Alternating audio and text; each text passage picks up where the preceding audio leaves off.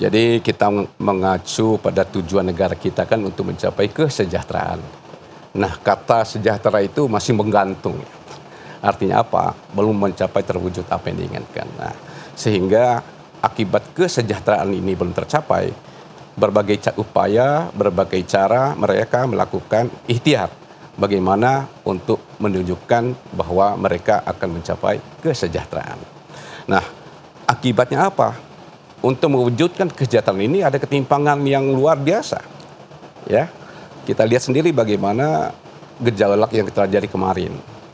Anggota DPR setelah rumahnya di sana, mobilnya yang luar biasa, kemudian isi rumahnya yang luar biasa, itu satu anggota dewan. Kemudian yang menggeruduk ini adalah orang-orang yang kesejahteraannya masih jauh dari itu.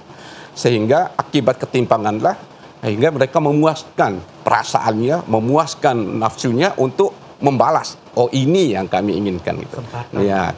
Ya, inilah dari satu sisi tujuan kita bernegara untuk mencapai kesejahteraan masih jauh dari harapan. Sehingga menimbulkan gejolak-gejolak seperti ini.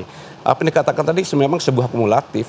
Dari dulu keinginan ini belum terwujudkan sehingga kesempatan kemarin itu dimanfaatkan dengan berbagai kesempatan itu sehingga timbullah berbagai macam gejolak yang kita tidak inginkan. Nah, dan kita tidak tahu siapa sesungguhnya yang berada kemarin itu. Apakah dari komponen mahasiswa atau masyarakat umum, kita tidak tahu. Tapi mereka menyatu dalam satu kesempatan untuk mengungkapkan perasaan yang lama terpendam. Kami ingin mencapai kehidupan yang lebih baik. Tapi masih ada sumbatan-sumbatan tadi. Nah, bagaimana cara kami untuk menyampaikan ke situ? Tidak diterima. Bagaimana kita mencapai aspirasi? Tidak dilayani. Nah, timbullah gejolak situ. Sehingga keinginan untuk menyampaikan secara damai, secara baik, mungkin sudah mencapai puncaknya, yang dituju juga tidak muncul. Sehingga ya kemana mereka menyampaikan aspirasinya, ya itulah terjadi gesekan, saling memanaskan, saling mendokong, ya sehingga terjadilah gejolak seperti itu. Bapak Dr. Muhammad Irwan, kalau kita lihat, ini kan terjadi sesuatu yang tidak pernah kita harapkan. Dalam perspektif ekonomi, apa sih resiko yang akan kita rasakan terburuk bagi masyarakat kita di NTB? Melihat gejolak, melihat gerakan-gerakan massa yang tidak terkendali. Apa resikonya secara ekonomi? Ya, dilihat dari aspek ekonomi, segala sesuatu yang buruk itu pasti menimbulkan gejolak ekonomi.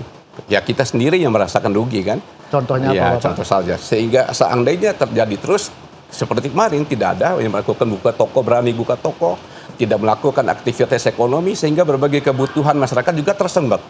Akibat tidak ada aktivitas ekonomi. Nah, keamanan, kenyamanan, keberlangsungan usaha, mereka takut tiba-tiba datang orang sebelum mereka punya usaha. Ya, inilah membuat gejolak. Nah, memang tidak ada diharapkan seperti kemarin. Pasti gejolak ekonomi pasti terjadi. Sehingga sumbatan-sumbatan kalau terjadi itu akan terjadi gejolak negatif. Hari-hari ini mungkin saja banyak toko yang tidak dibuka. Karena mereka tidak nyaman, takut diserbu, takut dijarah lagi usaha mereka. Tutup, kampus tutup. Ya, kampus juga mungkin ada yang online. Sehingga aktivitas ekonomi para pencari nafkah di jalan ini tidak jalan juga. Gojek tidak bisa mendapatkan muatannya. Dan ini semua seperti sumbatan-sumbatannya. Sehingga kita berharap seperti yang kejadian kemarin cukuplah. Pasti ekonomi bisa sarannya terakhir. Kalau tidak untung ya rugi. Ya, nah yang banyak ruginya, ya bayangkan aktivitas ekonomi tidak bisa berjalan. Ya. Selaku ketua, bapak-bapak ini adalah tokoh-tokoh kunci pada masyarakat kami. Apa yang bapak lakukan melalui kanal media sosial, pertemuan-pertemuan tatap muka, sehingga ada penyadaran kritis, lalu mereka juga terbentuk kesadaran untuk tidak mengulangi. Adakah upaya itu, Bapak?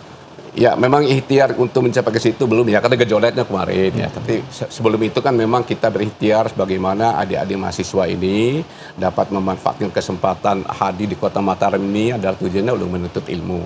Manfaatkan kesempatan itu dengan mencari ilmu sebaik-baiknya. Namun walaupun ada kesempatan mereka untuk melakukan demo kan tidak dilarang. Itu haknya mereka. Tetapi bagaimana kita menyampaikan aspirasi, menyampaikan pendapat itu secara bijak, secara baik, secara damai, secara nyaman. Nah, tapi sumbatan dikatakan Pak Badrul tadi tidak terjadi. Nah, ini yang menjadi gejolak akhirnya. Sumbatan komunikasi, apa yang ingin mereka tertampung, apa yang mereka ingin sampaikan tidak terdengar.